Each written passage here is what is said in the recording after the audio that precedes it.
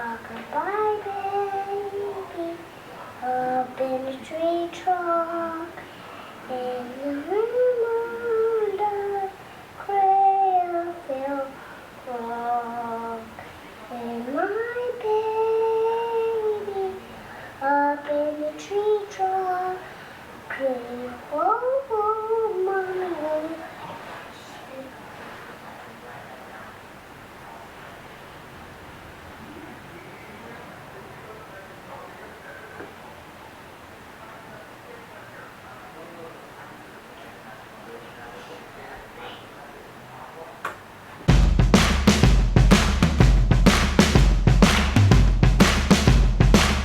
The first thing that needs to be done is cut down all the different pieces of this build using the miter saw and then the table saw.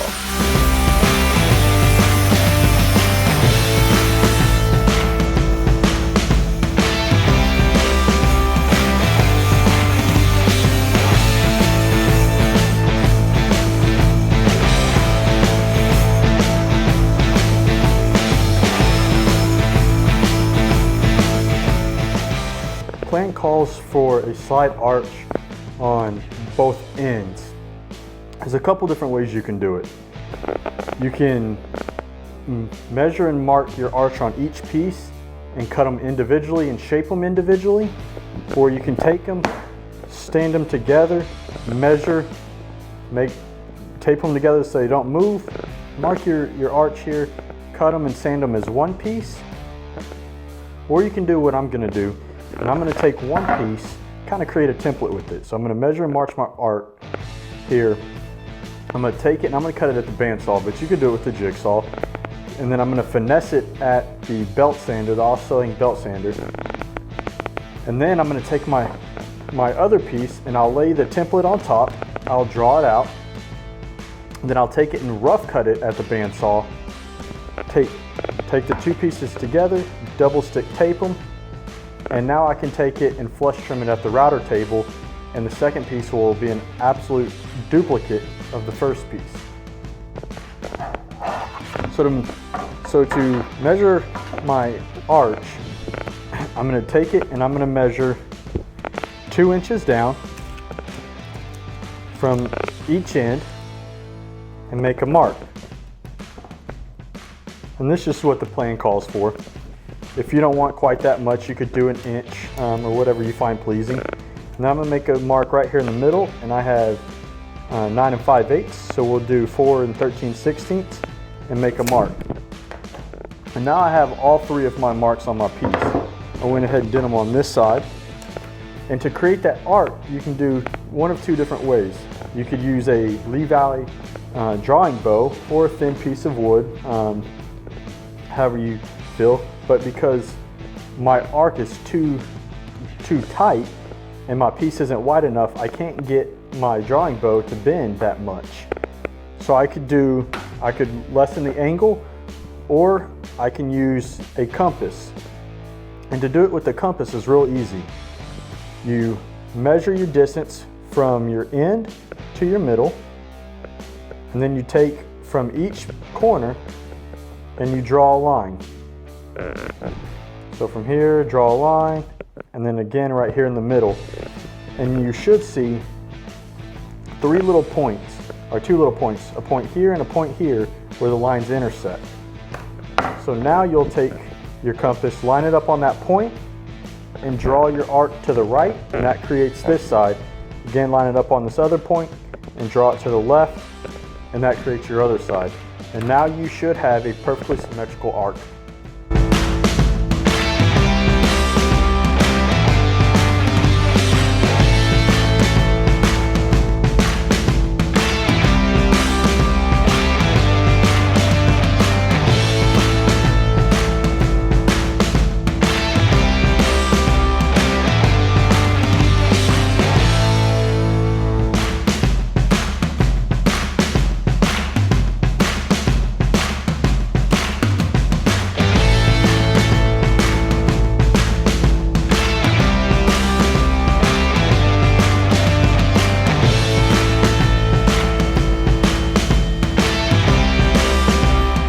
Now that I have both pieces here looking pretty close to identical, it's time to decide what kind of joinery you're going to use. The plan calls for pocket holes, and there's certainly nothing wrong with pocket holes. They're super strong, and they're definitely strong enough just for a baby doll crib. If you don't have pocket holes, you could go ahead and drill through one side and put a screw in, and you don't even have to plug it. You could plug it to hide that mechanical fastener. You could use a doweling jig and do dowels, but I think I'm going to use the Festool domino. And I'm just going to do a couple loose mortised tenons along the face.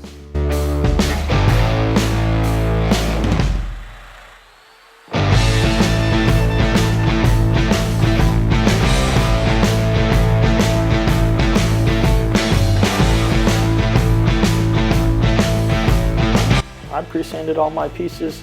That way I wouldn't have to worry about getting into the tight corners after it's been assembled.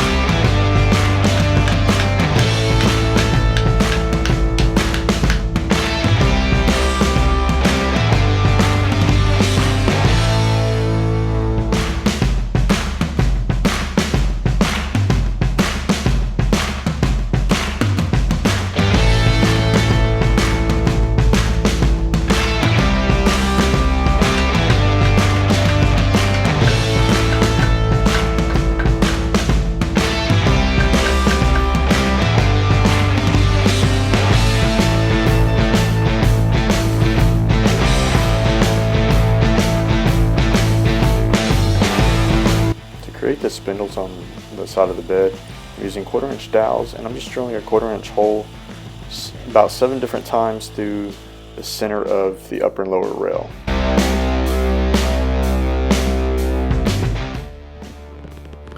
Alright, so I have one side here temporarily assembled with my 7-inch dowels into the top and bottom rails.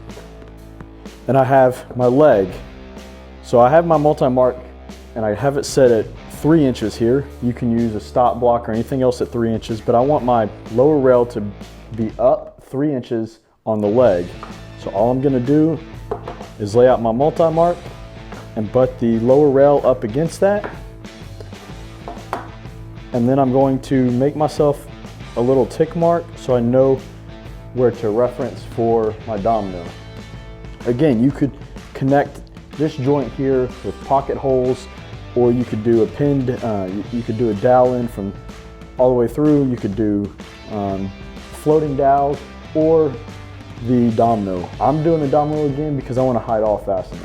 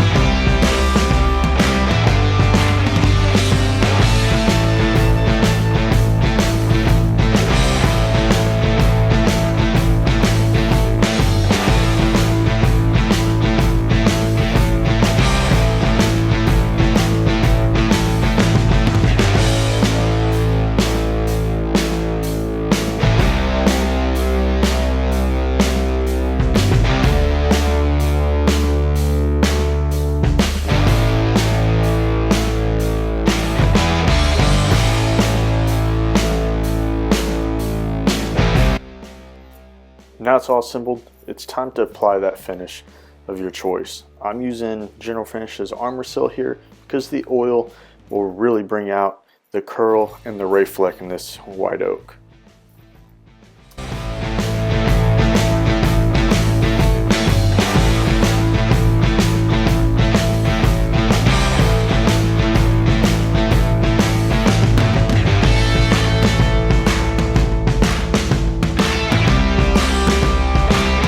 I hope you enjoyed this build.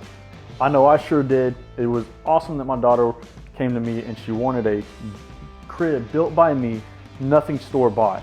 It meant a lot to me that she wanted Dad to do it right before Christmas. So with about a week or two left before Christmas, I knocked this thing out, and I did some pretty awesome new techniques, or newer techniques for me. I haven't had the CNC for very long, so I went ahead and put that CNC engraving right into her headboard just to kind of play around with it, give it a little bit more detail. And the saying that's on here is something that we say to each other every night before bed, so I thought it would be kind of unique and kind of nice for her to put her baby dolls to bed inside the crib with that saying and slogan that we use with each other every day. I also got to explore with sewing. My mom came in town right around Christmas time, and she took the opportunity to teach me some very basic things about sewing, and I got to use my grandmother's sewing machine to sew the bedding for her crib. I took her to the store, I let her pick out the fabric that she wanted, so it meant something to her, and it was kind of fun. We got to go do something together that was going to be incorporated into her baby doll crib. And now, since Christmas, she uses it a lot. She wants it in her room.